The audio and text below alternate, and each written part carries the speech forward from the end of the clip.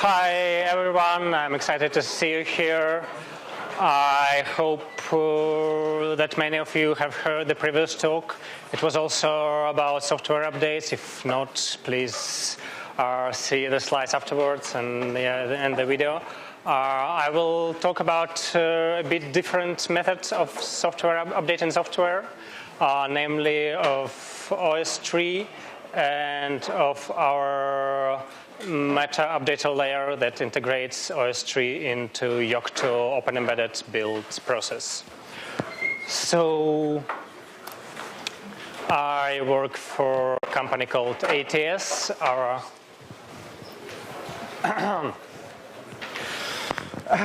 Okay.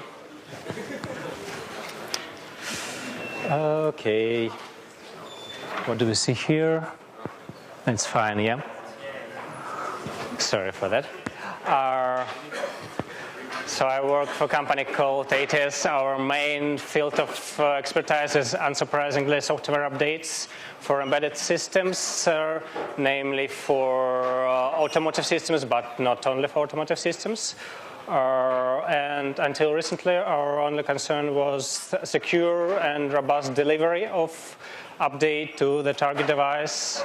But with the launch of our open product web service for updating any IoT device over there, over our wireless or wired network, we decided that it is important to care about what we actually deliver to the device, how we actually update them.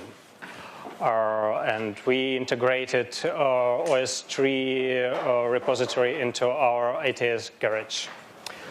So those who heard the previous talk, I hope you are already convinced that we need software updates. I will just say that it is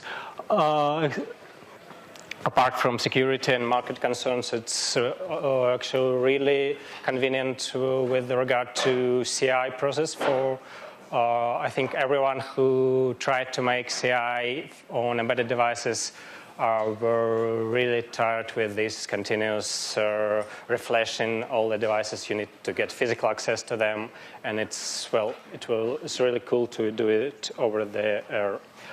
And until recently, we had so now as of now we have basically three methods of delivering updates. First is package-based, what we use in all our desktop or server Linux distributions. It's nice, so it's convenient. We only download what we want to download. That's very important for over-the-air updates where bandwidth is expensive. But it's not fit for embedded systems because we don't have a human operator. Like if we are stuck, if our package is not compatible with another package, or we install two packages that are mutually dependent and our installation breaks in between, we can't recover from that. So what the Enrico was talking about is that it is, for embedded systems, it is good to have full file system update when we just download the full file system, flash the backup partition, and we're done. We can test it exhaustively in our development process and deliver to our client what is definitely working. But it also means that we have to download the whole file system image, which can be hundreds of megabytes, and our bandwidth is slow, unreliable, and our customer is going to pay for it, and he wouldn't be happy with that. So OSTree, with OSTree, you can deploy virtual bootable file systems, but you only download what you have to download. The difference between two file systems and not the whole file system. So a pair of words about OSTree itself. It was not developed by ATS. It was not developed by me, of course. I had made a pull request once and it was declined, but it's developed by Colin Walters, a Red Hat developer, and it was not intended for embedded systems. Its original purpose was continuous integration for GNOME team. You can get more info there. There will be links, of course, in the end. And basically, a typical memory device of OSTree-enabled system looks like that. You have this small boot partition with U-boot configuration, and you have so-called physical sysroot, which is surprisingly not bootable, but it contains OSTree repo. I forgot to tell you that OSTree, that was on the previous slide, OSTree is a Git-like tool. So who knows how Git works? We basically have our object database or sets of objects that are addressed by their hashes. We see file objects, directory objects. We don't see any commit objects, but there are commit objects, believe me.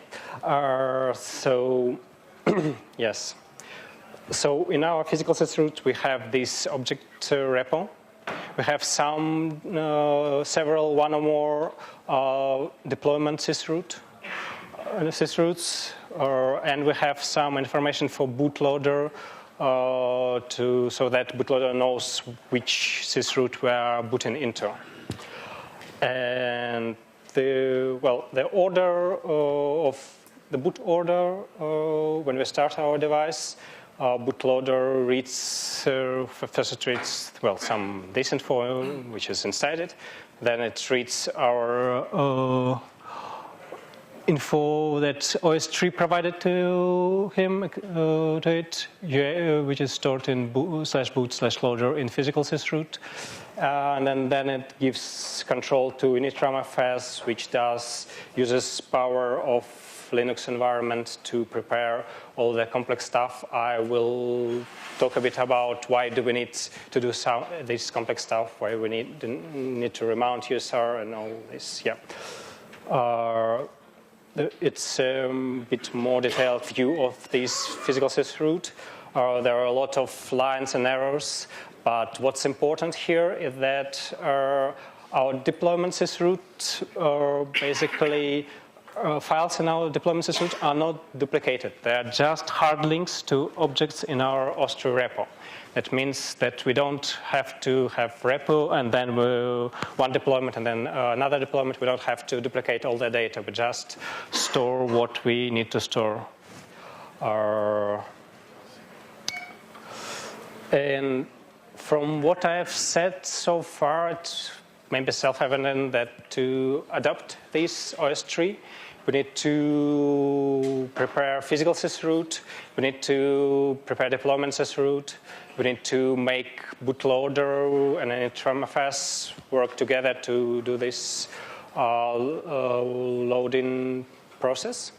And the good news is that if you use Yocto, if you use Open Embedded, you can just download our meta updater layer that is already implements all this complex stuff.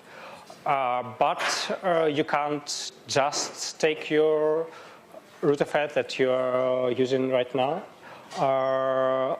maybe. Because there is another concern about mutable state in our system. So what is mutable state and why we should care of it? As I said, files in deployed sysroots are just hard links, and they're shared between sysroots. It means that we can't really write to these files, because if we modify them, we first break abstraction of independent sysroots for independent file systems, and second, we break our repository, which contains hashes of all the files and all this stuff. So if we want our data to be managed by OSTree, we need to store it in a read-only part, and all the read-only data in OSTree should be stored under user/user partition. And we also can have /var directory, which are, as we can see, it is shared between the deployments. Here's deployment 1, deployment 2, and here's var that is shared between them. And of course, it's not updated by OSTree. It's written in runtime and read in runtime. Well, yeah, and there's another read-write directory called etc. There is some problems with that. I will talk about it later. So there is a meta update was originally developed for AGL that is automotive grade Linux. It's a Yocto-based distribution for automotive devices. And there was a very typical scenario when we should care about our mutable state.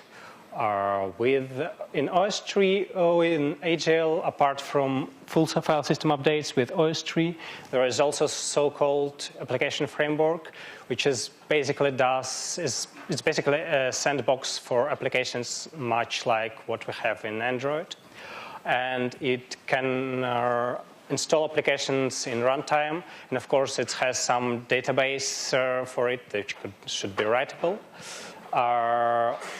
And the interesting part of it is that some applications can be already pre-installed with our file systems, while others can be installed in runtime. So there is a kind of a conflict between two update domains. When we perform our OSTree update, what we should do, and when we boot first time, what we should do. There are three ways of solving this problem, not only for AGL, but also for, well, every time we encounter this problem, there are three options. We can just ignore what's in initial database, what's in var, and actually it's what meta updater does by default. It's sane default option. It will give you a warning, of course, because if you have something in var, that probably means that you have missed something, that you forgot about some mutable state in your system. But